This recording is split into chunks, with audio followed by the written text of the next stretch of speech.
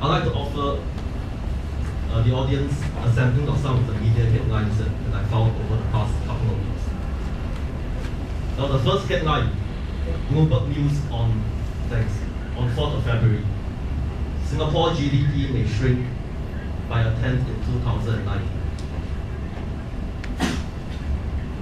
And this prediction was made by CLSA Asia Pacific Markets. The next headline I found, exports fall a record 35%. This is by the Straits Times on 18th of February. And this fall of 35% is the largest fall since the government began collecting data on this since 1977. The next headline is more seeking jobs help from the CDCs, also by the Straits Times on 18th of February. And it was reported that some 10,000 job seekers approached the CDCs for assistance in finding jobs over the past 4 months. Most of them were aged 40 and above, and the qualifications O levels and below. And many of them had the skills to take up jobs that were on the offer in the market. Next headline I found, hundreds queue for 180 jobs by the Straits Times on 21st of February. It was reported that almost 1,000 job seekers converged on Ang Mo Kio MRT station, hoping to land some 180 jobs offered by SMRT. So if 1,000 job seekers apply for 100 jobs, that is only a 10% chance of success.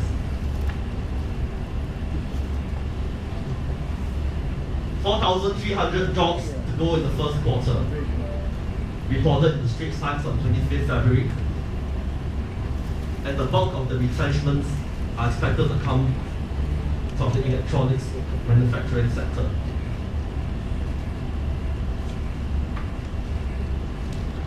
Record 29% slump in manufacturing output. Straits Times 27th February, just yesterday. Total manufacturing sank 29% last month compared to the same period the previous year. And this followed a slide of 12.8% in December. Job losses could exceed 99,000. More than 99,000 jobs could be lost as Singapore's worst recession takes its toll on workers. This was predicted by DBS Bank. So the DBS Bank economists predicted that the worsening downturn could inflict more pain on employees than what they suffered during the 1997 financial crisis, Asian financial crisis, the 2001 dot-com bust, or even the SARS outbreak in 2003. But in such an economic climate, can jobs really be saved by such measures? The current downturn in the global economy has been accompanied by a collapse in global demand. But Singapore's economy is still very much export-oriented, despite all the so-called restructuring that has been taking place over the past decade. Companies in this climate, faced with a collapse in global demand, they have no reason to expand, but every reason to scale down to survive. If no one out there is buying your goods or services, the cheapest labor in the world or the easiest source of bank credit is not going to help your company stay afloat. So I question this premise that we must save jobs by saving businesses. Now the next point I'd like to bring up is the suppression of working class wages. Now, as we all know, working class wages have been stagnant for the past decade. They have not kept pace with inflation. In fact, some wages have even declined in nominal terms. And the longer-term challenges facing working class Singaporeans is not just the high cost of living in Singapore, but also the suppression of wages due to the large import of unskilled foreign labour. Working class Singaporeans are not spared the ravages of globalization, as they are not provided the security of a minimum wage, nor that of a comprehensive welfare system. They have to compete with foreign labour who are willing to accept lower pay due to the fact that the majority of them do not bring their families to stay in high-cost Singapore.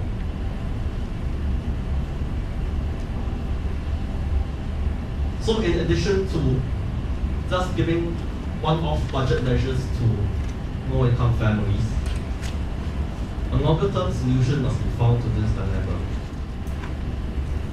Okay, the second concern that I want to bring forward, to bring to your attention, is the need to address structural defects in the way the government manages our economy. Our economy is structured in a way that frequently allows a couple of major players or sectors to dominate the economic scene. And we also note that the government is fond of picking winners. The ruling party has essentially governed our economy in a top-down fashion. And this is an approach that is increasingly outdated and inefficient in this globalized era. An interventionistic approach to economic management interferes with free market forces and often results in misallocation of capital. For example, let's take the Singapore biotech space, for example. Now, Budget 2009, unfortunately, reinforces this top-down interventionistic approach to economic management that has so far been woefully inadequate in helping Singapore cope with the new challenges in the 21st century. And as we have read about in the mainstream media, despite the restructuring of the economy that was supposed to have taken place in response to the previous downturn in 1997 and 2001, Singapore was still the first economy in ASEAN to fall into recession last year. The whole of ASEAN, we were the first economy to fall into recession, despite all the restructuring that was supposed to have taken place. Why is that so? Well, our diversification away from the electronics manufacturing sector towards biomedical and financial services actually proved to be a double-edged sword, because the biomedical and financial services were the first sectors to fall in the global economy in 2008. And this is made worse by the fact that we are still very much export-oriented and very much dependent on the G7 nations for economic growth, especially foreign fund inflows from those nations. Now, regarding domestic consumption accounts for only 40% of our GDP. Consumption is 40% of our GDP. This is far less than other developed Asian economies, whose share of GDP in consumption is closer to 55%. So what we have here is a double whammy. Because our share of consumption in the domestic economy is only about 40%. Efforts to stimulate consumption by putting cash into people's pockets have less results as compared to similar measures employed in other countries like Hong Kong.